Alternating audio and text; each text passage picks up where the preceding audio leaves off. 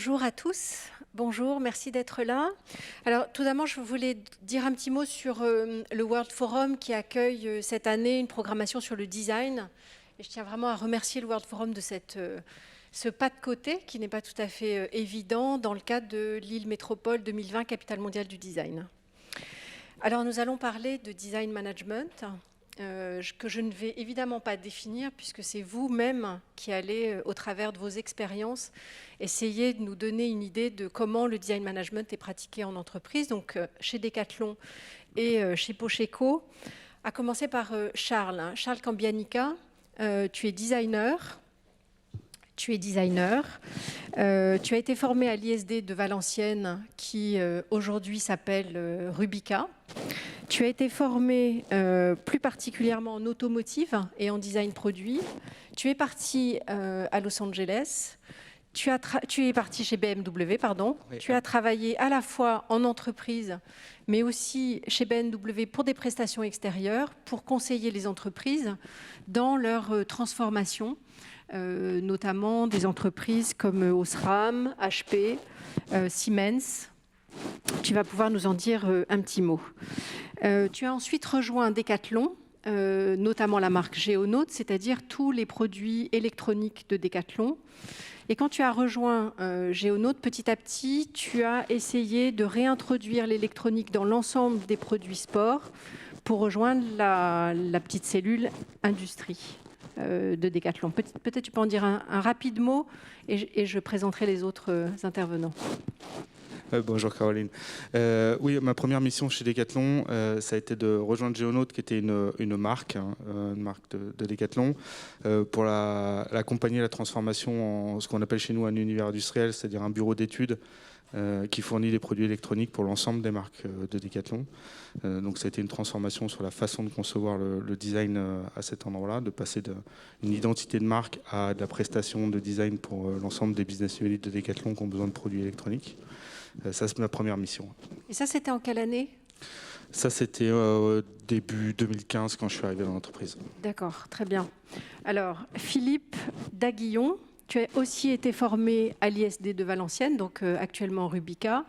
Mais ce qui est un petit peu singulier chez toi, c'est que tu étais formé à la fois en France à Valenciennes, mais aussi à Pune. Et aujourd'hui, tu partages ton temps justement entre Decathlon France et Pune et Bangalore en Inde. Peut-être tu peux aussi en dire un petit mot et puis ton passage par San Francisco. Bonjour. Effectivement, donc, mon parcours est effectivement jalonné de l'Inde.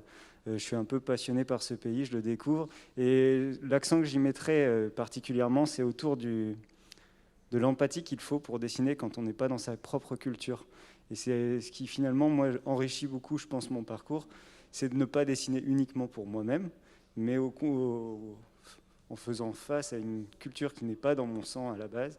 Finalement, j'apprends à regarder les choses d'une manière un peu différente. Donc c'est pour ça que, que j'aime m'exporter et faire ce genre de démarche. Et donc j'ai travaillé un peu aux États-Unis avant de rentrer chez Decathlon. Et maintenant, ça fait 9 ans que je travaille chez Decathlon, au début en France, à Chamonix, au plus proche des utilisateurs de montagne, et maintenant en Inde, sur le cricket, mais aussi en innovation pour le groupe globalement. Donc sur la marque Quechua, quand tu es arrivé en France. Ouais, en France, c'était pour Quechua, et aujourd'hui, une marque qui s'appelle FLX, qui est une marque indienne. Et tout ça, je le fais en partenariat avec Charles, mais donc c'est sur une entité innovation et identité de marque qui est à Lille, et moi j'alterne bien entre les deux en permanence. D'accord, très bien. À distance, mais sans problème. Ok. Alors, notre troisième invité aujourd'hui, Emmanuel Druon. Donc, tu diriges l'entreprise Pocheco, qui est basée à Forêt-sur-Marque. Et pour aller un petit peu vite, tu fabriques des enveloppes. On va raconter aussi tout le reste après. Peut-être on peut regarder le film pour avoir une petite idée de l'entreprise. Bonjour. Aujourd'hui, nous allons vous présenter un produit qui va révolutionner votre manière d'échanger des informations.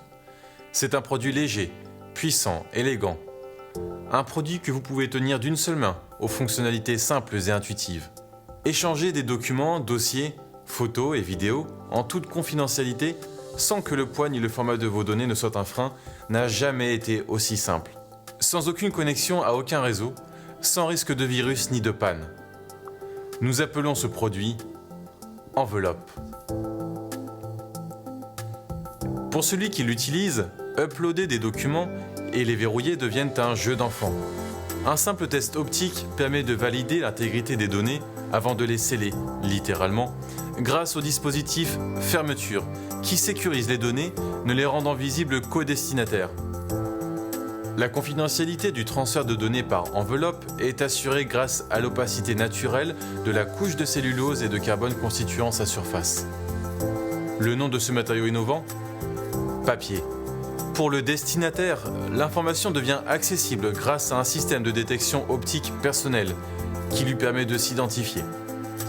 Plus besoin de mot de passe ni de code d'accès. Ce dispositif intuitif est possible grâce à l'écran translucide. Vous offrant une vue imprenable sur le futur, nous l'avons appelé fenêtre. Et l'échange de gros fichiers, de formats insolites, de réalisation en 3 dimensions deviennent possibles grâce à la capacité modulable de cette technologie capable de contenir des gigaoctets d'informations. Mais enveloppe ne doit pas sa puissance à sa taille. Portable et compacte, vous pourrez la glisser dans votre poche. Pesant seulement quelques grammes, enveloppe est pourtant résistante. Faites-la tomber, marchez dessus. Vous verrez, vous ne la briserez pas. Sans batterie, sans accessoires et sans fil, enveloppe jouit d'une autonomie allant jusqu'à plusieurs années. Nous avons une application agréée pour la récupération et la revalorisation de ses composants, malgré son obsolescence déprogrammée. D'un simple geste, vous pouvez déplacer enveloppe à corbeille. Enveloppe est 100% recyclable et ne contient aucun produit nocif. Rejoignez les millions de personnes déjà converties à enveloppe, qui travaillent, s'amusent et vivent autrement. Bienvenue dans l'ère d'enveloppe. Bienvenue dans l'avenir.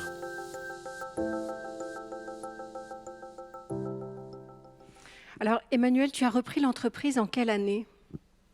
Je suis entré chez Pocheco en 1997.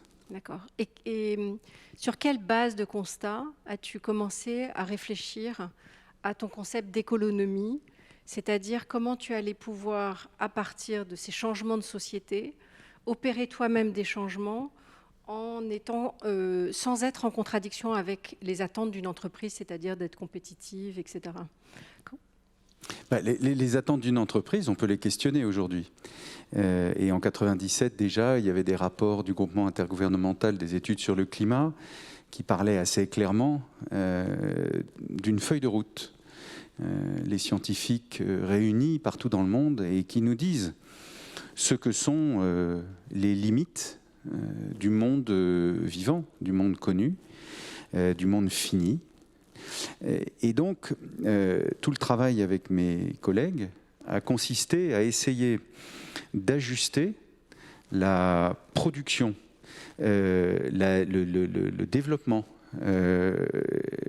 la recherche et l'innovation en tenant prioritairement compte de la santé humaine et de son respect et de l'écologie et de son respect.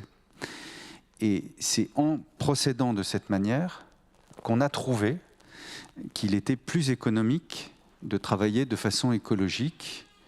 Et c'est ce qu'on a appelé l'économie. Donc, je vais prendre peut-être un exemple. La première chose qu'on pense quand on voit une enveloppe en papier, c'est que ça consomme du papier, donc ça provient de la forêt. Eh bien, on peut choisir une forêt qui soit gérée de manière réellement durable. Ça veut dire qu'à chaque fois qu'un arbre est coupé, 10 arbres sont replantés dans le respect de la biodiversité des espèces, en respectant aussi la couverture du sol forestier et donc la chimie des sols. Et on peut faire un travail autour de cette matière première qui est vivante et renouvelable à l'échelle du temps humain. Donc, la replantation massive, depuis maintenant presque 25 ans, ça nous a amené à, certes, couper 250 000 arbres, mais on en a replanté 2 500 000. Donc en fait, in fine, le bilan carbone de l'équipe et du travail de Pocheco est un bilan qui est négatif. On emprisonne 36 000 tonnes de CO2 chaque année. Donc on en emprisonne plus que ce qu'on relâche. Donc ça c'est fondamental parce que il me semble que pour inventer l'industrie du XXIe siècle, il faut se préoccuper de ce monde fini et essayer, dans chacun de nos actes, dans chacune de nos décisions, d'établir un rapport juste avec le vivant. Et pour ça, il y a l'analyse du cycle de vie, qui est une des clés qu'on utilise chez Pocheco. L'analyse du cycle de vie sur tous les produits qu'on utilise. Alors la liste serait très longue, je peux en citer 2. Pour fabriquer les enveloppes, je viens de parler du papier. On pourrait parler ensuite de l'encre qu'on utilise. Les encres qu'on utilisait en 97 étaient des encres, je dirais, conventionnelles, qui étaient à base de solvants. Et c'était des belles encres, hein. Il y a des jolies couleurs sur nos enveloppes. Mais en termes d'effets sur la santé humaine, c'était délétère. Et en termes d'effets sur l'environnement, c'était négatif. Donc on a réfléchi, on a cherché et on a trouvé des encres à base d'eau, de pigments naturels, sans métaux lourds, et qui en une année de temps, donc au tout début de 99, on avait complètement changé nos encres. Et comme ces encres sont plus sobres et moins chimiques, on a pu faire les mélanges nous-mêmes. Donc on a aussi augmenté les volumes qu'on recevait pour pouvoir produire nous-mêmes la couleur finale. Et ce travail-là sur nous-mêmes nous a permis de retirer, à l'époque il fallait porter des masques contre les solvants, puis des gants, parce qu'on utilisait des produits comme de l'essence F ou de l'acétone, donc c'est des produits vraiment toxiques pour la santé humaine et pour l'écologie. Et on a fait en sorte de changer tout ça. Donc maintenant, on nettoie nos machines à l'eau de pluie, parce qu'on récupère l'eau de pluie sur la toiture, et avec du savon de Marseille. De sorte qu'on a pu baisser l'impact sur la santé humaine, baisser l'impact sur l'écologie, et réduire les coûts. Parce que très bizarrement, au début, la formule était plus chère, mais comme on a pris des volumes plus importants, qu'on a fait les mélanges nous-mêmes, et qu'il n'y a pas de déchets toxiques qui soient engagés par cette production, en réalité, on a baissé les coûts financiers de 25%. Alors justement, comment s'est opérée cette transformation? J'imagine, donc ça fait 25 ans que tu y travailles. Comment les salariés t'ont vu arriver dans l'entreprise pour justement amorcer une nouvelle idéologie, une nouvelle manière de procéder, des diagnostics? Comment vous vous êtes organisé concrètement pour pouvoir mettre en place cette transformation? Je dirais rien de brutal et uniquement un travail collectif et progressif. Les premières démarches, j'ai pas de leçon à donner à qui que ce soit. Et donc en 97, pas plus qu'aujourd'hui. Donc je me suis appuyé sur le savoir-faire des gens avec lesquels j'étais en contact dans l'usine. Et par exemple, les encres, c'est mon collègue Franck qui avait déjà produit des recherches à cette époque-là. Simplement, ce n'était pas dans l'idée de mes prédécesseurs de se préoccuper de ces questions-là en priorité. Donc moi, quand je l'ai interrogé, il était un peu réticent, mais en fait, on s'est mis au boulot tous les deux. Et puis ensuite, l'équipe progressivement s'est groupée autour de nous. Et on a réussi à quelques-uns à faire un test dans une première machine. Et puis ça s'est généralisé parce que c'était simplement plus efficace et moins contraignant pour mes collègues. Donc je dirais, pour répondre à la question, que c'est d'abord une méthode empirique. On a considéré qu'en tant que salarié de l'entreprise, on était directement concerné, responsable des effets de nos actes sur l'environnement. Ça veut dire que c'est d'ailleurs pour ça que je considère que c'est pas aujourd'hui la question de se réapproprier, de réintroduire le vivant et le sensible dans l'acte d'entreprendre, c'est quelque chose qui est à la portée de beaucoup de salariés dans beaucoup d'entreprises. Parce qu'en fait, ce n'est pas des décisions en haut lieu qui vont se prendre et qui vont tout changer. Ça va jouer, mais ce n'est pas ça qui fait le changement du quotidien. Les gens dans l'entreprise sont des citoyens qui ne perdent pas leur citoyenneté en franchissant la porte de l'entreprise. Et donc, ils se sentent directement concernés par la question environnementale, la question de la santé humaine. Beaucoup de gens ont envie d'avoir du travail, mais je ne connais pas grand monde qui a réellement envie de détruire. Tu n'as pas rencontré de résistance Aucune. J'ai rencontré des gens qui avaient envie de s'engager, qui réfléchissaient aux problèmes et qui cherchaient des solutions. Si on se départit, alors nous on a un système très plat en hiérarchie. Il y a un comité de pilotage de 4 personnes et le reste de l'équipe.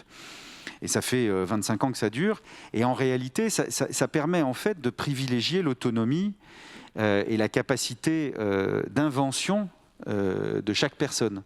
Mais il y a aussi des gens qui ont le droit de ne pas avoir de capacité d'invention dans l'équipe et qui quand même participent au projet de l'équipe. Voilà, donc c'est un ensemble qui se construit avec le temps et avec la confiance. Très bien, donc tu parles d'une certaine manière d'un aplatissement de la hiérarchie dans la manière de travailler.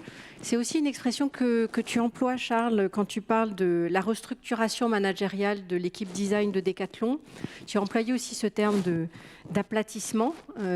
Est-ce que tu peux en dire un petit mot? Comment ça s'est opéré au sein de Decathlon, cette restructuration de la stratégie managériale?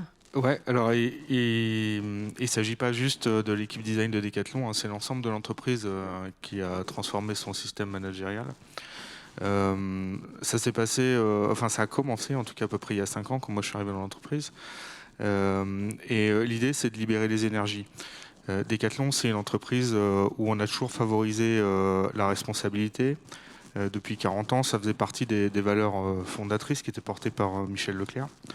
Mais Decathlon, c'est une entreprise qui est devenue aussi une boîte gigantesque. Il y a 100 000 collaborateurs aujourd'hui.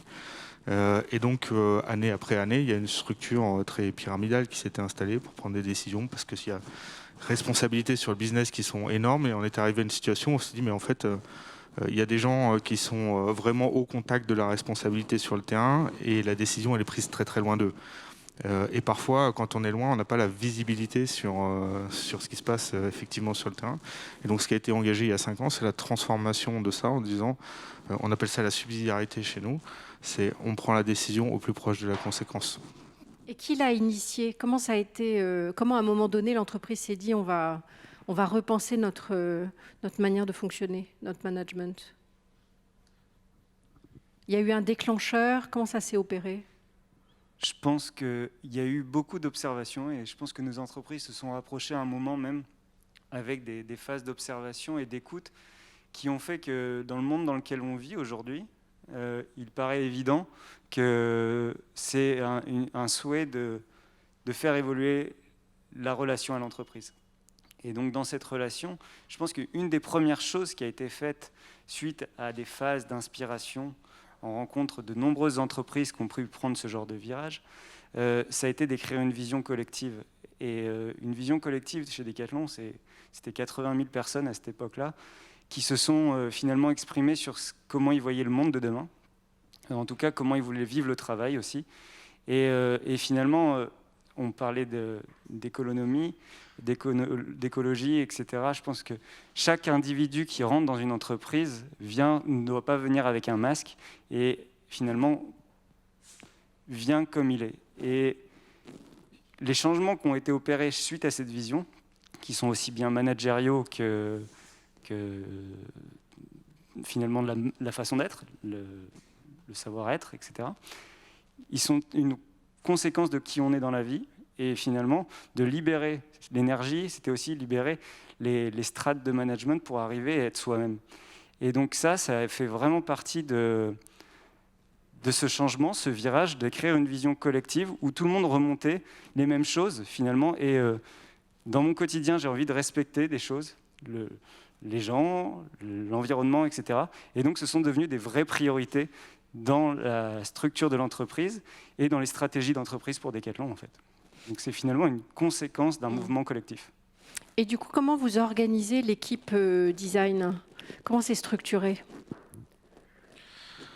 Alors en fait, les designers chez Decathlon, ils sont attachés à chacune de nos business units de sport. Donc on a 85 équipes qui adressent des offres de produits pour 85 pratiques sportives différentes. Et donc il y a des designers dans chacune de ces équipes. Et après, il y a un management de la créativité transversale qui est absolument pas hiérarchique. Donc le principe de fonctionnement, c'est l'inspiration. C'est un des rôles de notre équipe avec Philippe, c'est de travailler avec l'ensemble de ces créatifs. Mais nous, on n'a pas le pouvoir de leur dire voilà, toi, tu vas travailler comme ça maintenant parce qu'on te dit de travailler comme ça. C'est pas du tout notre sujet.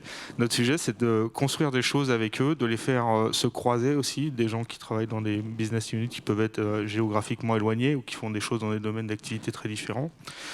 On les rassemble autour de projets créatifs, on les fait travailler ensemble. Et l'idée, c'est de l'amener de l'inspiration. Et dans l'inspiration, les meilleures idées, c'est celles qui vont fertiliser, puis qui vont grandir, dont les gens vont s'approprier la responsabilité de faire poursuivre l'idée. Très bien. Mais du coup, comment tu disais hier que tu envisageais l'équipe avec un leader, un coach, des références techniques métiers. Est-ce que tu peux un tout petit peu plus détailler? Admettons, tu pars d'une des, ce que tu n'appelles plus des marques, mais des business units. Comment ça se déploie et comment un nouveau produit va arriver dans la réflexion de cette business unit? Oui, alors c'est vrai que historiquement, on avait des patrons de design. Donc un patron de design, ça avait plein de rôles différents. Ça devait être à la fois l'inspiration, ça devait être aussi le management, ça devait être aussi la compétence technique. Et en fait, chez Decathlon, on a divisé le rôle du patron en 3 rôles. Qu'on a appelé le leader, le référent et le coach. Donc le leader a un rôle de porteur de projet, d'énergie dans le projet. Le référent a un rôle de référent technique. Et le coach a un rôle de développement personnel et d'accompagnement de la carrière d'une personne dans l'entreprise. Et donc en fait, on a proposé aux gens de rejoindre des projets qui étaient portés par des leaders, de choisir les référents techniques qui étaient capables de les accompagner sur les points techniques qu'ils voulaient travailler et de choisir des gens qui correspondaient à leur philosophie en termes de développement personnel pour le coach. Donc on a découpé en fait ces choses-là pour que les gens choisissent la façon dont ils ont envie d'être animés. C'est-à-dire, en tant que designer, vous pouvez passer d'une business unit à une autre et donc travailler sur des sports qui sont assez variés au sein de l'entreprise. Ou est-ce qu'on est attaché quand même à une business unit ?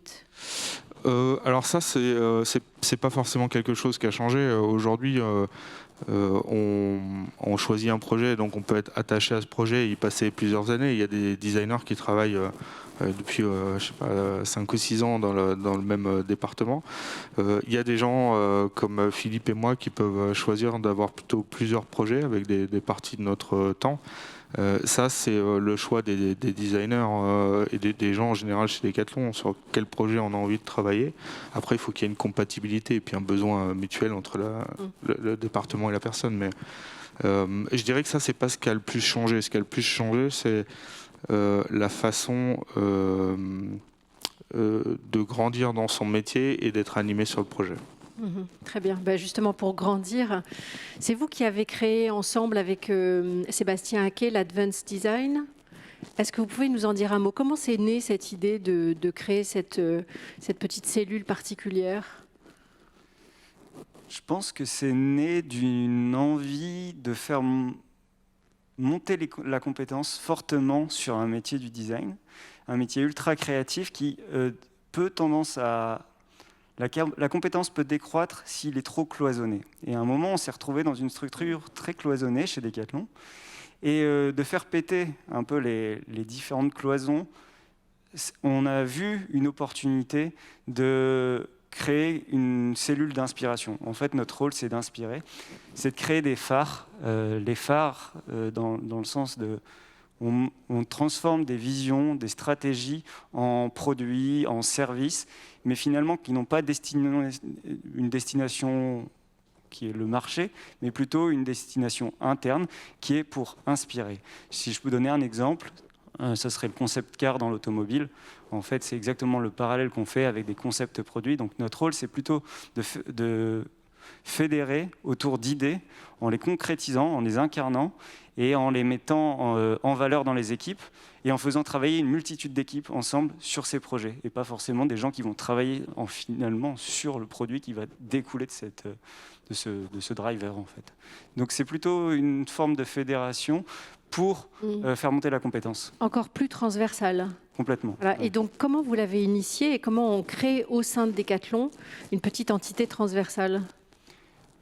Eh ben, finalement, c'est assez simple. Il faut avoir une idée, Ouais. faut aller la présenter. Et Auprès de alors aujourd'hui, c'est des banques entre guillemets internes dans lesquelles, à une époque, ça a été l'innovation. On avait récupéré l'argent de l'ensemble des pubs télé qu'on faisait en France. On avait décidé de diminuer la pub télé. Et finalement, ça créait un budget. Donc, ça faisait une banque. Et finalement, il y a une banque d'innovation. Et donc, nous, notre projet a été porté. Il a plu. Et finalement, on a pu le déployer et faire qu'aujourd'hui, c'est devenu une stratégie d'entreprise que d'incarner des visions, des stratégies de cette manière-là. Très bien. Vous avez combien de designers chez Decathlon ? Environ 300. 300. Et combien sur notre territoire à peu près ? 260. Ouais, La grande majorité des créatifs chez Decathlon est en France. On a un studio de design aussi en Chine qui est assez important, mais je ne saurais pas dire exactement aujourd'hui combien il représente. Si on parle du territoire, les Hauts-de-France, je pense que c'est 150. Sur la France, on est divisé en différentes cellules. Finalement, c'est assez simple, l'organisation est très logique. C'est finalement, on est toujours au plus proche des sports. Donc, c'est-à-dire que si le berceau du surf, c'est le sud-ouest, on a un bureau dans le sud-ouest. Si on fait des produits de montagne, on a des produits un bureau d'études à Chamonix. Le vélo est à Lille. Et pourquoi je travaille en Inde ? C'est parce que c'est le sport national là-bas. Donc finalement, et Bangalore, combien de designers ? On est 4. On est 4, d'accord. Ouais, on est 4. Sur le sport national. Voilà, exactement. Cricket. Exactement. C'est ça. Une des actions de Advanced Design, c'est le Design Camp. On va regarder un petit film rapidement pour que vous puissiez le présenter.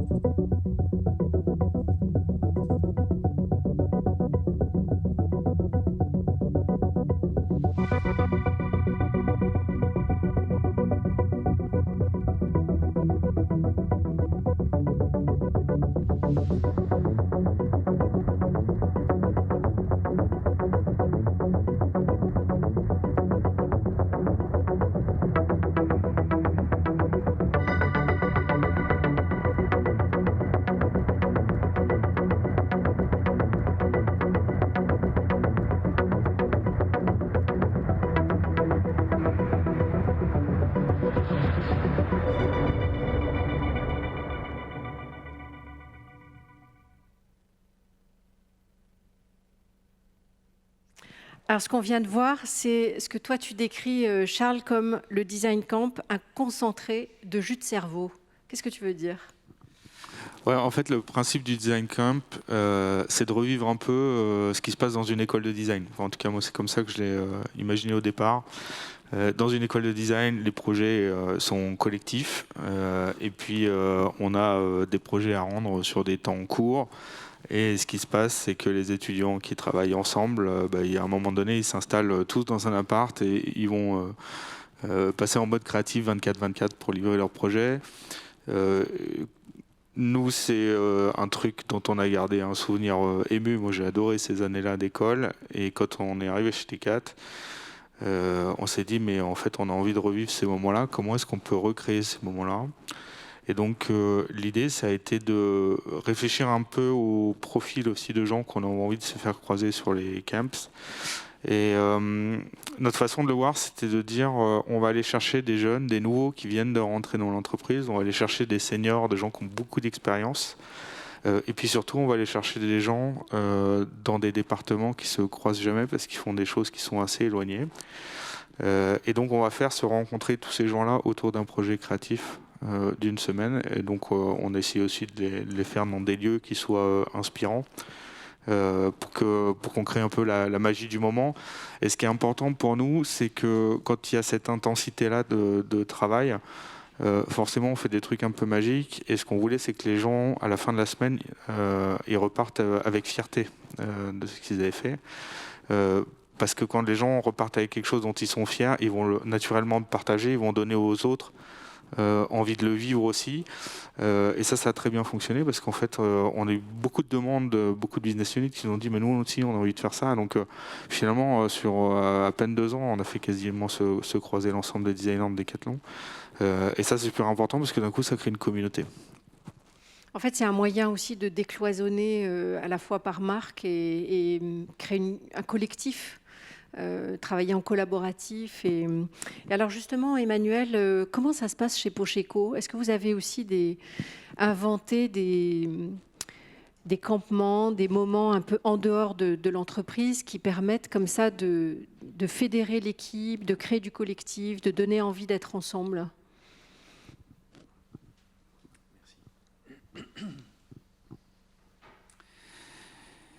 C'est une structure très différente de celle que décrivent mes 2 co-intervenants. Nous sommes 63 personnes et nous travaillons principalement dans un contexte où le marché est un marché en effondrement, puisque l'enveloppe disparaît progressivement au profit du numérique, et que donc il a fallu, pour une question de survie de l'entreprise, inventer des nouveaux métiers. Et donc, on a une confrontation permanente à une réalité d'effondrement. Et je pense que c'est un paramètre essentiel dans la manière de percevoir le monde au travers du travail qu'on fait. C'est-à-dire que confronté à l'effondrement de notre marché, du produit pour lequel on a développé un savoir-faire depuis 1928, c'est nécessairement intégrer dans le quotidien et dans le long terme aussi l'idée de se réinventer toujours. Et c'est là qu'interviennent en réalité les ouvertures vers l'extérieur. C'est-à-dire que d'un côté, puisqu'on parle de design, on pourrait parler de la manière dont aussi il nous faut dessiner des perspectives en fonction des circonstances que l'on rencontre. Comment est-ce qu'on peut dessiner des perspectives collectivement? Donc il y a plusieurs éléments dans ma réponse. Le premier, c'est qu'on s'appuie sur des binômes ou des trinômes dans l'équipe, des gens qui, a priori, se sentent bien ensemble, éprouvent l'envie de produire une idée, un projet ensemble. Donc c'est vraiment d'abord regarder comment, Philippe évoquait par exemple le savoir-être. Ben oui, nous on recrute les collègues d'abord sur une notion de savoir-être qui nous permet ensuite de construire ensemble une démarche autour d'un savoir-faire qui va se développer. S'il n'y a pas d'abord un rapport à l'autre simple et direct, c'est très compliqué d'accéder à un savoir-faire complexe. Et d'ailleurs, c'est aussi ce que disait Charles tout à l'heure, c'est-à-dire qu'il n'y a pas de doute qu'on se départit, non c'est Philippe qui disait ça, on se départit de nos masques. On tombe tout ce qui est en trop, tout ce qui est superflu. On a besoin, donc les systèmes de management à l'anglo-saxonne depuis 50 ans ont beaucoup développé des procédures, des systèmes complexes pour essayer de mettre la main sur l'esprit humain. Or, nous, on est exactement dans la démarche inverse. C'est-à-dire qu'on considère que l'esprit humain s'exprime d'abord par sa complexité et dans le fond, ne structure jamais aussi bien sa pensée que quand il est libre, absolument libre. Et ça, c'est quelque chose qu'il faut privilégier dans la démarche du quotidien. Donc, pour le privilégier, il y a notamment l'idée de s'ouvrir à l'extérieur. C'est deuxième chose, c'est que cette ouverture, la manière de tracer des perspectives, ça se fait pas en gardant le regard sur notre nombril. Il faut forcément qu'on sorte vers l'extérieur. Et là, clairement, c'est le rapport à l'art. L'art et les artistes. Et clairement, le rapport de chacun d'entre nous à l'art et aux artistes n'est pas le même. On peut pas dire, on peut pas donner d'injonction. Tu vas pendant 24 heures devenir complètement sensible à l'art. Mais on peut procéder comme pour le savoir-faire professionnel, c'est-à-dire on peut multiplier les propositions. Et nous, on est dans une démarche où on multiplie les propositions. Là, en ce moment, par exemple, depuis quelques mois, on accueille l'œuvre d'un artiste qui dessine, qui est prof de dessin et qui, par ailleurs, est un artiste qui dessine et qui fait des très grands formats, qui font 6 mètres par 3 de traits de fusain sur du papier. Et le fait de pouvoir aller à la rencontre du travail des artistes, de les faire intervenir, c'est un artiste qui par ailleurs produit des performances, qui s'appelle Régent Dorval, et qui vient de sortir un livre chez Actes Sud qui s'appelle « Le temps n'existe pas », que j'ai co-signé puisque j'ai écrit les textes. Eh bien, cet artiste, par exemple, nous emmène dans une direction qui est poétique et qui nous extrait, en vérité, des problématiques décrites comme étant celles de l'entreprise au quotidien. Et au lieu de faire baisser la productivité, de ralentir l'efficacité de l'entreprise et de dégrader le résultat de la boîte, en fait, ça crée les conditions d'une réflexion collective qui est moins enfermée, moins bloquée, moins contrainte, plus ouverte au monde et qui nous donne la possibilité de découvrir des nouvelles pistes.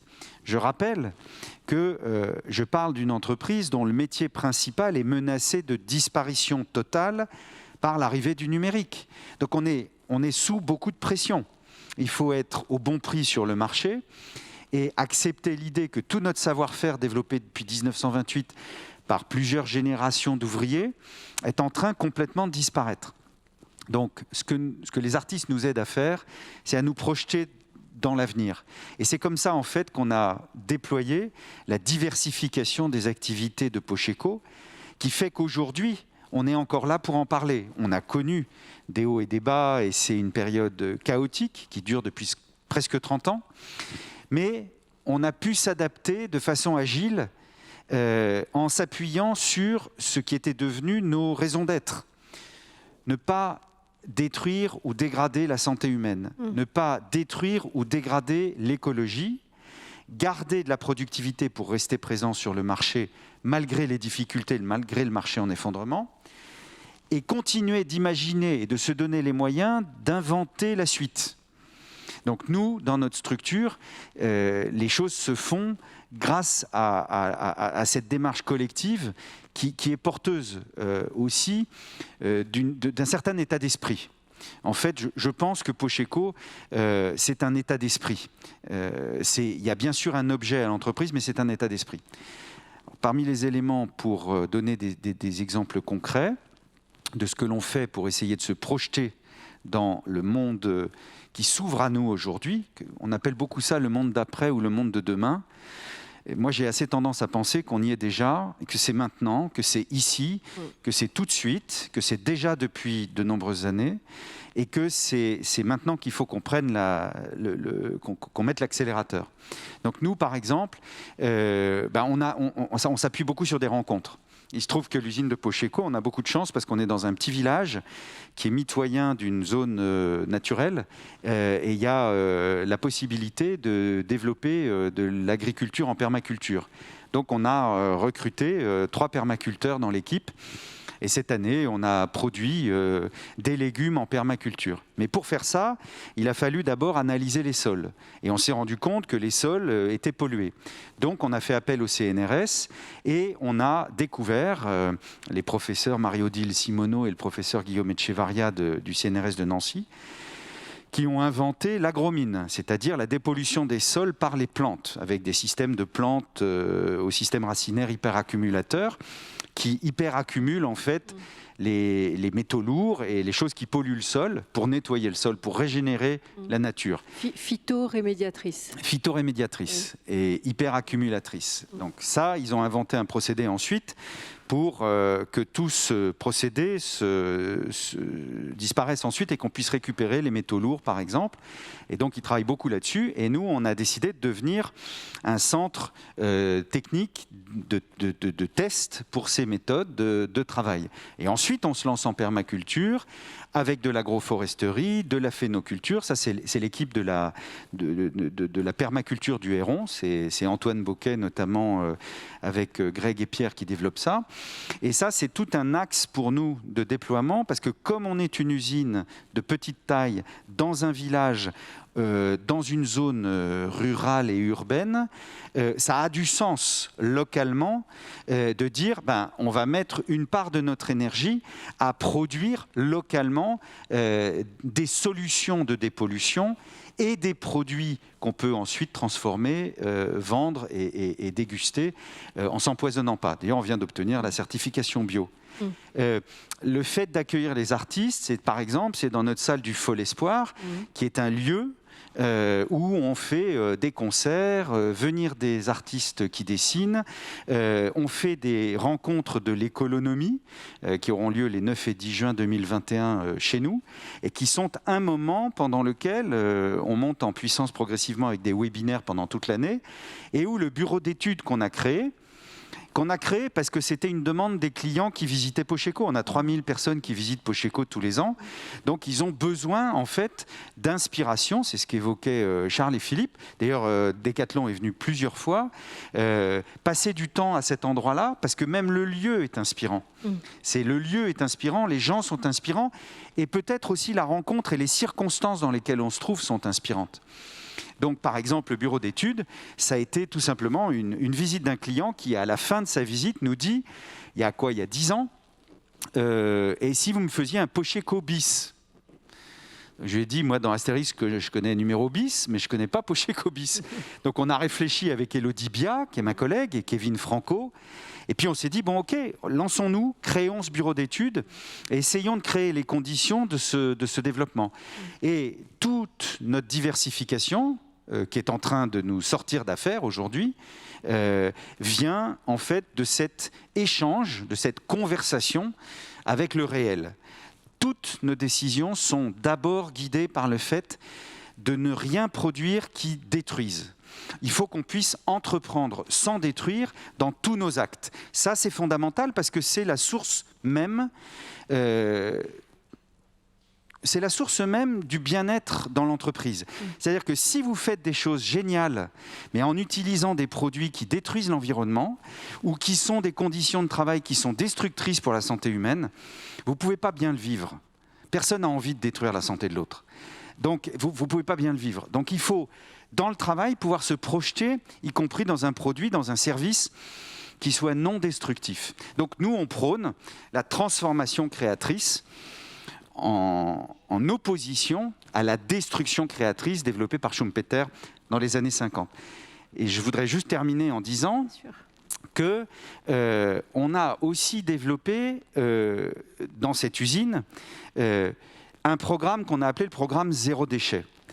Le programme Zéro Déchet, c'est en fait une nouvelle évolution de notre programme de fabrication d'enveloppes. Comme demain, il y aura moins d'enveloppes à fabriquer, on peut fabriquer des sacs et des sachets pour remplacer le plastique. Et donc, on a trouvé une formule avec une recette, grâce à l'analyse du cycle de vie, qui nous permet de sortir aujourd'hui des sachets qui sont zéro déchet. Et quand on pousse le raisonnement et le curseur de ce raisonnement le plus loin possible, on a aussi tout changé dans l'usine. De sorte que Pocheco est une usine zéro déchet, en entier, intégralement zéro déchet. Il n'y a pas de déchets industriels souillés, pas de déchets industriels banaux, les DIS et les DIB, pour les gens qui connaissent ça. C'est une usine qui est autosuffisante en ressources électriques et qui est aussi zéro fossile, zéro plastique, zéro fissile, donc pas de lien avec l'industrie électronucléaire, et qui est autosuffisante en ressources hydriques industrielles. Ça veut dire que l'eau qu'on reçoit sur la toiture, on la filtre au travers des systèmes vivants de nos toitures, et on récupère le résidu pour nettoyer les machines avec du savon de Marseille. Et les boues issues de ce retraitement passe ensuite dans le système racinaire des bambous qu'on a plantés sur le site, et c'est les bactéries du système racinaire des bambous qui nettoient les eaux souillées non toxiques que l'on a à nettoyer. Donc cette usine ne produit aucun déchet. Elle ne détruit pas, elle transforme. Et donc la transformation créatrice, ça c'est le fil conducteur pour mes collègues et pour moi, et c'est ce qui nous porte, et probablement c'est ce qui fait qu'on est encore là pour en parler aujourd'hui, alors qu'on est petit, indépendant et pauvre. C'est tout à fait remarquable comme démonstration que les choses sont réellement possibles quand on veut les changer. Mais justement, si vous vous adressez à tous ceux qui vous écoutent aujourd'hui, qu'est-ce que tu donnerais comme conseil pour dire comment on rend les choses possibles? Parce que c'est quand même ça le sujet. Est-ce que tu avais des terrains autour de l'entreprise et tu t'es interrogé en disant « je vais faire un diagnostic ». Comment tu fais ce diagnostic pour après passer à l'action? C'est quoi le chemin à suivre pour qu'à un moment donné, cette belle énergie à y mettre comme ça, une volonté pour être le plus cohérent possible par rapport à ce changement et de l'appliquer à soi-même en priorité au sein de l'entreprise? Comment on démarre pour que justement quelqu'un, par exemple, qui porte son entreprise et qui se dit « mais moi aussi, je ne vais pas faire du poche-éco, mais je vais aussi appliquer une démarche aussi vertueuse ». Qu'est-ce que tu lui conseilles de faire pour démarrer? Il part de quoi? C'est ce que disaient Charles et Philippe tout à l'heure, c'est qu'il faut d'abord laisser et libérer la créativité. En fait, à la base, on part du principe que personne n'a envie de détruire, à part peut-être Donald J. Trump. Peut-être, je ne connais pas perso, mais bon. Généralement, quand tu questionnes ton entourage, sur 100 réponses, il y a quand même 99 personnes qui te disent qu'elles n'ont pas envie d'avoir un effet négatif sur l'environnement. Donc pour réintroduire le vivant... Salarié, hein, tu entends, dans ton environnement le plus proche. Ouais. Oui. Mais même tes amis. Enfin, je ne sais pas si vous avez des amis qui vous disent « ouais, moi je veux détruire. » Je ne crois pas. Il ne me semble pas. Donc, assez naturellement, si on lâche notre créativité, on va pouvoir la guider, l'orienter vers des modes non destructeurs. Parce que fondamentalement, ce qu'on est en train de découvrir au XXIe siècle, c'est que notre rapport au vivant et au sensible doit être absolument préservé et complètement réévalué. Moi, je crois profondément, ma manière d'entreprendre aujourd'hui avec mes collègues, c'est une manière qui réintroduit le vivant et le sensible dans l'acte d'entreprendre. Alors ça, c'est ma réponse pour dire que ça, c'est absolument reproductible et c'est le savoir-faire des gens qui ont une passion pour fabriquer des chaises, qui vont réfléchir à l'origine grâce à l'analyse du cycle de vie, donc grâce à des systèmes assez techniques. Ils vont être capables de définir quelles sont les matières qu'on peut exploiter sans détruire les ressources, sans risquer d'engendrer des déchets dont on pourra ensuite pas facilement se débarrasser. Il faut réfléchir dès la recette du produit ou du service que l'on va rendre à sa totale innocuité. En fait, il faut le mettre en priorité. Et ça, c'est vraiment à la portée de tout le monde. Alors, des gens qui ont déjà développé une entreprise, et puis cette entreprise, elle fait, moi j'en sais rien, des filtres pour l'automobile. Et ces filtres pour l'automobile sont classiquement fabriqués avec des matières fossiles, du plastique, du pétrole transformé. Bon, eh bien, on ne va pas lui dire... Tiens, t'as qu'à abandonner ça et puis passe à autre chose comme ça, de manière comme une injonction paradoxale.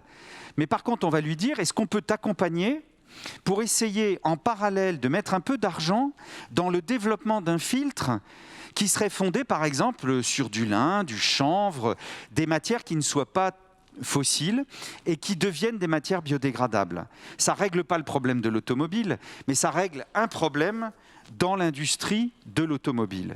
Donc, ma conviction, si vous voulez, c'est que ce travail qui s'engage autour de l'économie, et j'ai pu le voir dans le monde entier, parce que nous, on a eu la chance avec le bureau d'études d'accompagner des entreprises dans le monde entier. Maintenant, on a accompagné plus de 30 000 salariés dans plus de 100 pays pour que dans leur entreprise, dans leur travail du quotidien, ils changent un certain nombre de gestes en fonction de l'analyse du cycle de vie pour réduire l'impact de leur activité sur la santé humaine et sur l'environnement. Ça devient prioritaire pour tout le monde. Il faut simplement accepter de se donner le temps et les budgets du changement progressif. Alors, et le changement progressif, on sait tous maintenant qu'on a très peu de temps pour ce changement, mais ce qui compte, c'est d'engager ce mouvement. Je terminerai en disant qu'il y a 5 ans, quand j'ai sorti mon premier Économie chez Actes Sud, on avait Pocheco et pas mal de gens autour de nous qui nous disaient « ouais, on est dans la même mouvance, mais on n'était pas encore très fédérés ». Et puis depuis 5 ans, c'est incroyable. Nous, à l'heure où je publie le 2e Économie, il y a 100 entreprises qui sont engagées clairement dans cette démarche-là, plus toutes celles qu'on ne connaît pas. Donc il y a un vrai mouvement, parce que c'est partout sur la planète, il y a des gens qui se préoccupent de ces questions-là très sérieusement. Comment vous réagissez, Charles et Philippe, à ces questions ? J'ai bien aimé quand on parle d'état d'esprit. En fait, j'ai l'impression que ce qu'on fait, modestement, et d'une certaine manière, c'est intéressant, cette notion d'échelle. On n'est pas du tout sur les mêmes échelles, mais on sait que nous, chaque action, elle est énorme finalement, parce que dans une telle taille d'entreprise, chaque petite décision, 1 centimètre de zip sur une veste produit à des millions de quantités, c'est des millions de centimètres de zip, et donc ça a des impacts très forts. Donc finalement, des fois, je vais même être honnête, personnellement, je peux avoir une ambivalence finalement d'être comme ça dans la vie et travailler pour une entreprise comme Decathlon, mais ce n'est pas forcément très grave à partir du moment où je sais que je suis un acteur du changement et que chaque centimètre de zip où je peux avoir une action, elle est forte finalement. Et ça, créer cette bulle d'état d'esprit, j'ai l'impression que c'est ce qu'on fait quand on met des gens dans un chalet, comme on le montrait dans l'exemple. Finalement, c'est juste laisser le temps aux gens de réfléchir. Je pense que souvent, quand on time une réunion, on a le risque de couper le fil de la pensée et de ne pas laisser les gens s'exprimer. Et finalement, quand on crée ces bulles de temps, ces moments, cet état d'esprit autour de la réflexion, de philosopher sur des sujets qui sont un peu plus complexes, on crée l'opportunité d'aller loin dans les sujets et potentiellement de se dépasser, d'aller plus loin. Et donc, en faisant cette démarche de mettre les gens dans un état d'esprit de création, et finalement, on revient à l'art, nous c'est l'art appliqué, mais finalement, c'est une forme d'art, et on utilise d'ailleurs, suite à l'observation des gens, on observe énormément les pratiquants de sport, etc. Et le meilleur moyen qu'on trouve pour retranscrire les émotions, les difficultés, etc., c'est de faire des bandes dessinées. Pourquoi ? Parce que simplement, ça inspire les gens, ça leur permet de comprendre les problématiques. Et finalement, le design management, je pense que c'est ça, quand on parle d'usager et le lien, c'est de faire comprendre les problématiques et transformer ça collectivement en solution. Et le collectif, en le mettant dans des temps un peu plus longs, on arrive à des choses qui sont super fortes. Et travailler collectivement, c'est loin d'être évident, en fait. C'est quelque chose qui peut demander de l'animation, du temps, et nous, c'est ce qu'on aime faire, c'est de mettre les gens autour de la table.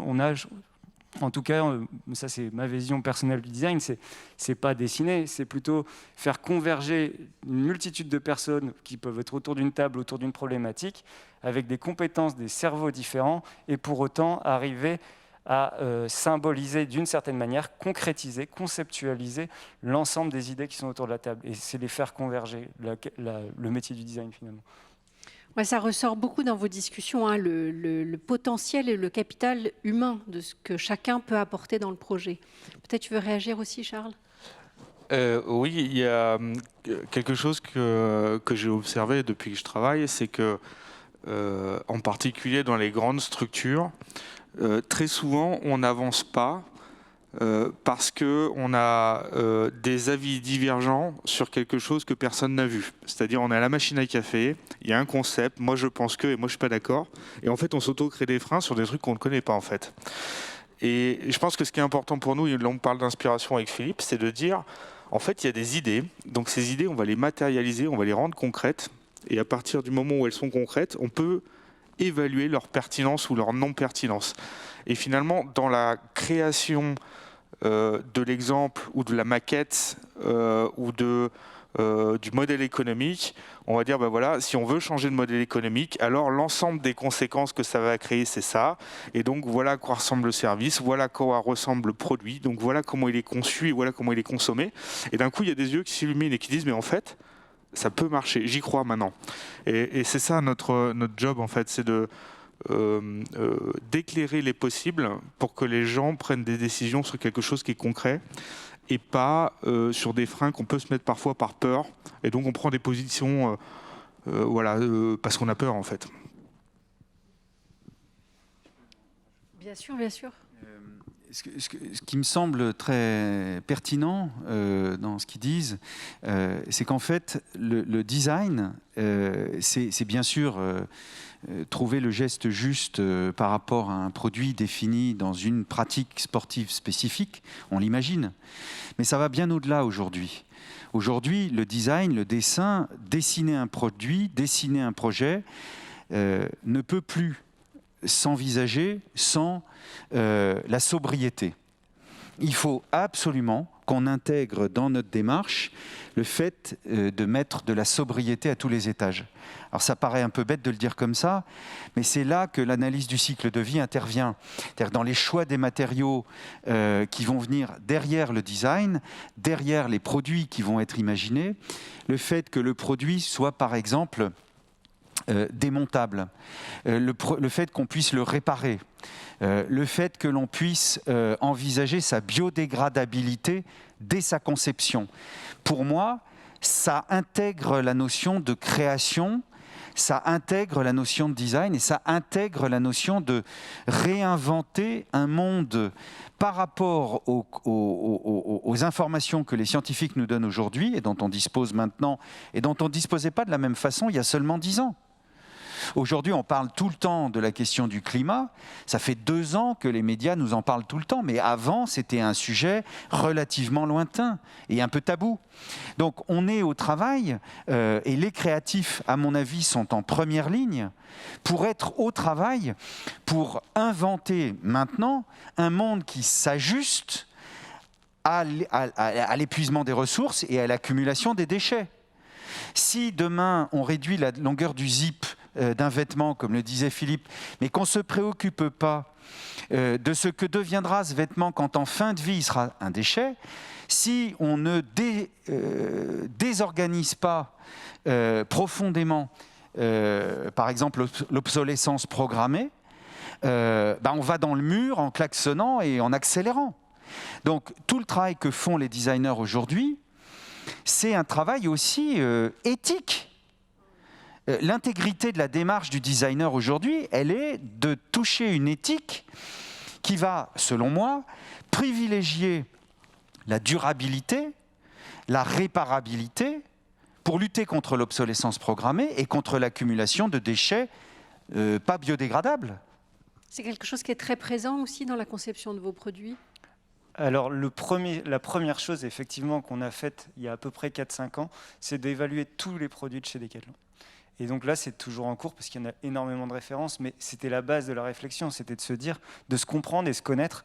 Et finalement, c'est ça le premier virage qu'on a opéré, c'est de se dire, OK, on va se connaître nous-mêmes, on va savoir où est-ce qu'on peut agir. Et finalement, quand on se pose vraiment la question et quand on va au bout des choses, c'est le business model qu'il faut travailler. C'est pas... Oui, il y a un impact, il faut faire mieux, mais finalement, la réflexion, elle est autour des business models. Et c'est aussi ça qu'on propose quand on travaille en advanced design, donc finalement, c'est les phases avancées, c'est de se projeter sur pratique. En fait, le Decathlon, c'est rendre le sport accessible au plus grand nombre. Mais rendre accessible le sport au plus grand nombre ne veut pas forcément dire vendre des produits, veut dire faire du sport. Donc le sport, on peut le pratiquer, le consommer, entre guillemets, de manière tout à fait différente que juste acheter des produits. Et donc ça, c'est en revenir au sens clairement de l'entreprise et de se poser la question, pourquoi on le fait ? Et est-ce que quand on regarde le cycle de vie, est-ce qu'on est sûr que juste changer des zips, ça va faire avoir un vrai impact ? Non, ça va avoir un impact momentané, mais ça ne va pas être fondamentalement un game changer. C'est un mouvement que vous imprimez. en fait, vous envoyez un signal. Vous êtes 100 000, disait Charles, vous êtes 100 000 à pouvoir changer le business model. Si vous vous fixez des objectifs, en plus, quand vous vous fixez des objectifs dans cette entreprise, vous les tenez. Donc vous avez une capacité incroyable à inventer, à changer, à réduire, à rendre la sobriété accessible au plus grand nombre, la recyclabilité accessible au plus grand nombre. Et ça vous charge d'une responsabilité. Dans le fond, en tant qu'entreprise leader, vous avez la responsabilité directe de réduire l'impact de vos activités sur la santé humaine et sur l'environnement. Il y a 235 000 sites industriels en France, pour rester en France. Si 235 000 sites industriels en France décident d'engager un designer et un ou une technicienne, ou un ou une designer et un ou une technicienne de l'analyse du cycle de vie, vous créez 500 000 emplois. Mais vous créez aussi les conditions d'une vraie réforme de l'industrie, d'une vraie réforme de la consommation, d'une vraie réforme de l'utilisation des matières premières et de l'accumulation des déchets. Ce que j'essaye de dire pour terminer, c'est notre responsabilité d'individu dans nos entreprises, de se saisir de ce moment d'aujourd'hui pour dire il y a une prise de conscience collective. Travaillons là-dessus ensemble, baissons ensemble le nombre de kilomètres que font les produits d'un bout à l'autre de la planète pour le service d'une consommation qui doit devenir vertueuse. On peut se réinventer collectivement. Moi, je crois profondément à ça. Et c'est pour ça que j'ai insisté tout à l'heure sur le fait que Pocheco était en situation d'être sur un marché en effondrement et que ça nous avait, depuis 25 ans, non pas placé en position de leader, mais placé en position de challenger. Comment je vais faire pour rester vivant ? Et donc, on a été obligé de se questionner sur nos façons d'être, nos façons de travailler. Et c'est ça qui fait qu'aujourd'hui, on est capable d'en accompagner d'autres dans cette démarche qui est super enthousiasmante. Parce que la question environnementale, elle est flippante, mais si on la prend au quotidien dans nos entreprises pour aller changer profondément notre grille d'évaluation, disons les mots, la grille d'évaluation, elle a longtemps été le coût le plus bas pour les finances. Aujourd'hui, ça change. C'est le coût le plus bas pour l'écologie, pour la santé humaine. Et c'est complètement à la portée de tous les gens qui bossent dans ces boîtes-là, qui sont des têtes, qui ont des capacités absolument incroyables et qui vont inventer le monde de demain, c'est sûr. Charles. Non, je voulais juste rebondir par rapport à ce que tu disais tout à l'heure. Il y a une action moi, qui m'a marqué chez Decathlon. Il y a un vendeur en magasin, je crois que c'est à Monaco, qui a vu un jour qu'on vendait des bouteilles d'eau. Et c'est vrai qu'on vendait pas mal de bouteilles d'eau. Et qui s'est dit, mais attendez les gars, il y a une fontaine, il y a des gourdes.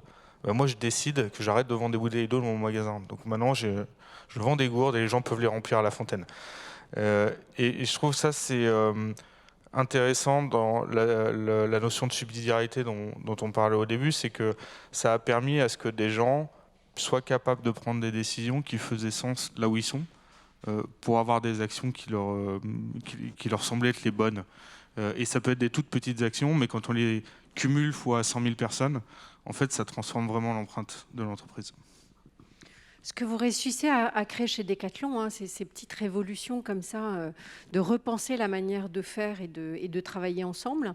Est-ce que, comme chez Pocheco, c'est quelque chose que vous pouvez transmettre, faire école, vous conseiller d'autres entreprises, vous conseiller les écoles sur comment procéder et comment réussir aussi à tirer le meilleur de chaque personne dans une équipe, par exemple ?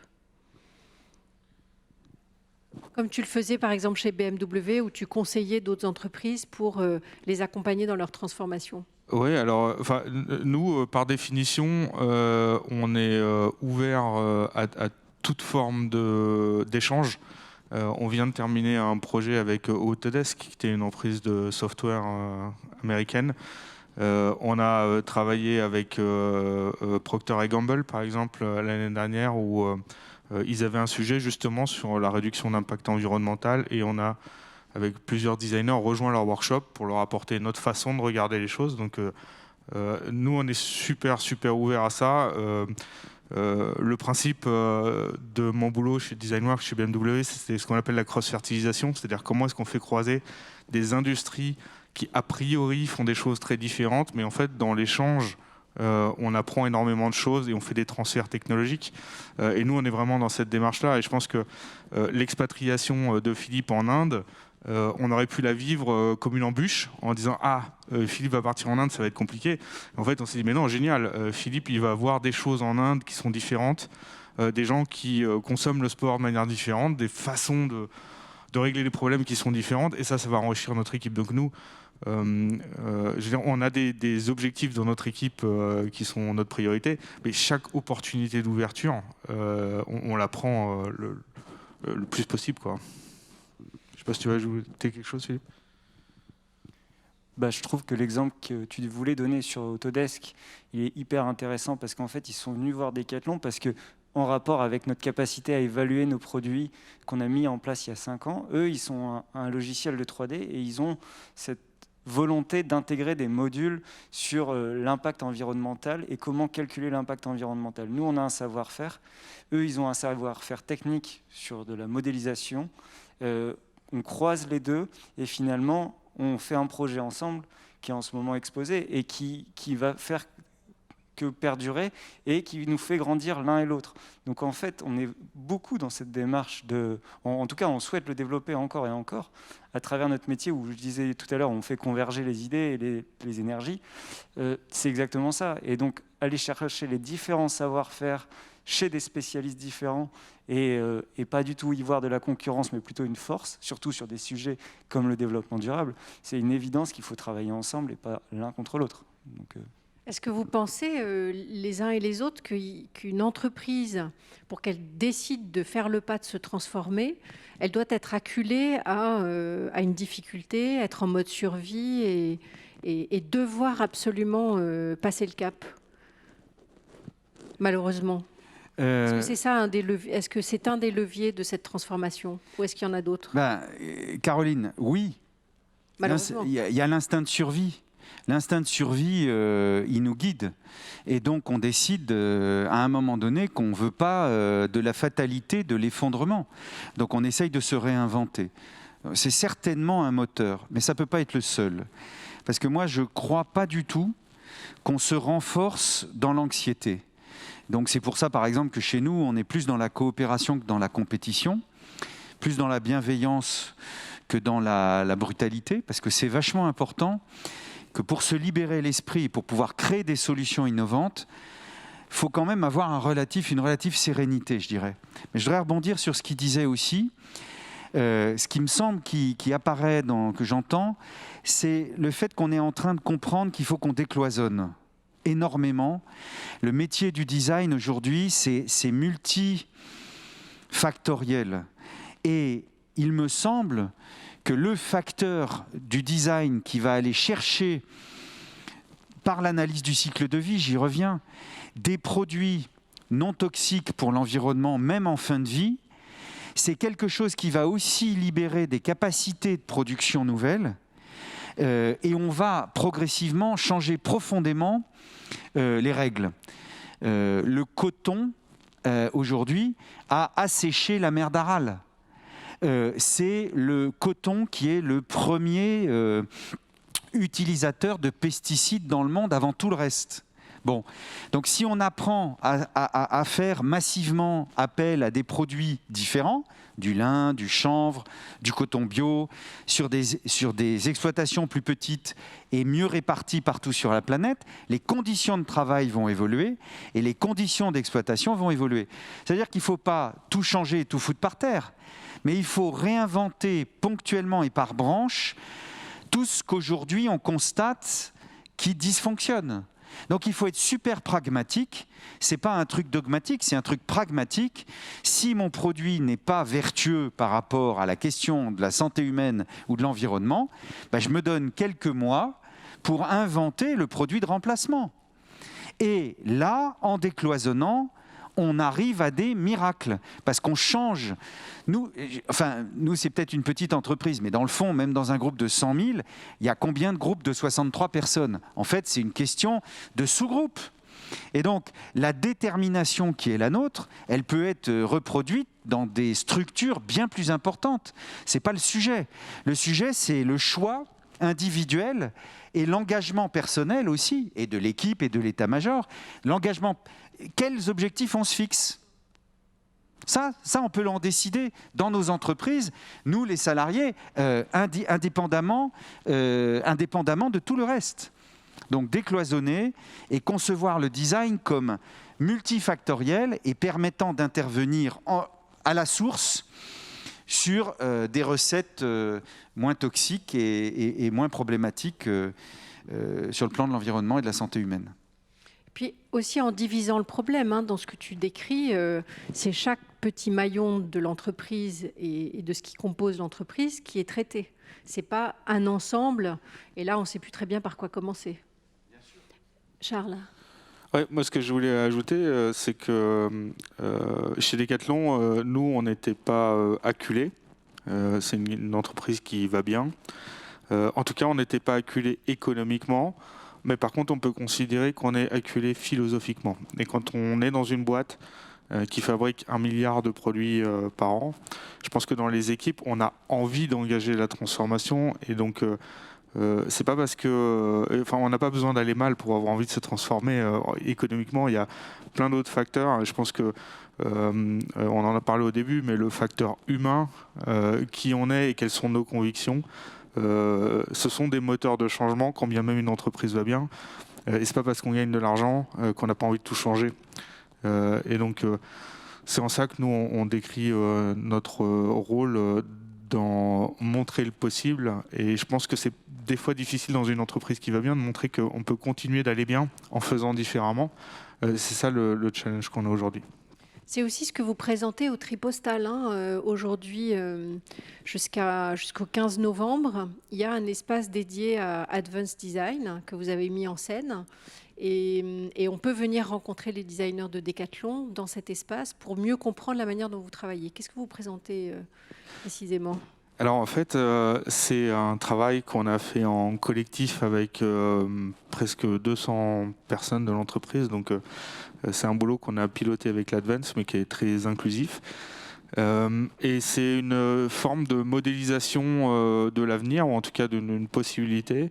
Et donc on a choisi 6 sportifs pour créer 6 expériences sportives dans lesquelles on a voulu montrer des façons différentes de rendre accessible le sport au plus grand nombre.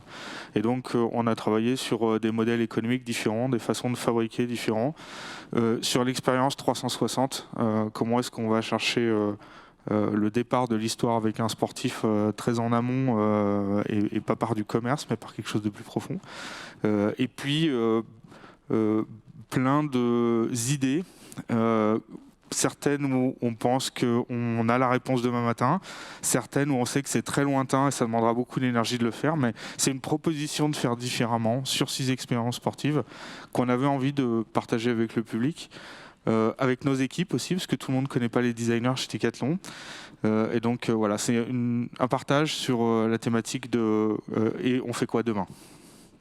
Formidable. On écoutera aussi Emerson Delcourt, qui est un des leaders du design chez Decathlon, qui présentera ce soir à 17h30 une conférence sur l'entreprise, aussi au Tripostal.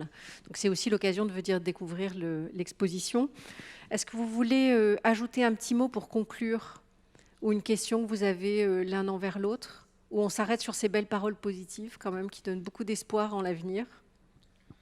En tout cas, c'était un plaisir de faire ce moment. Et en tout cas, moi, ça m'a donné envie de travailler ensemble sur justement des processus créatifs et d'ouvrir des champs différents, parce que j'ai entendu des choses qui m'ont donné envie sur faire de l'agriculture pendant un de nos workshops.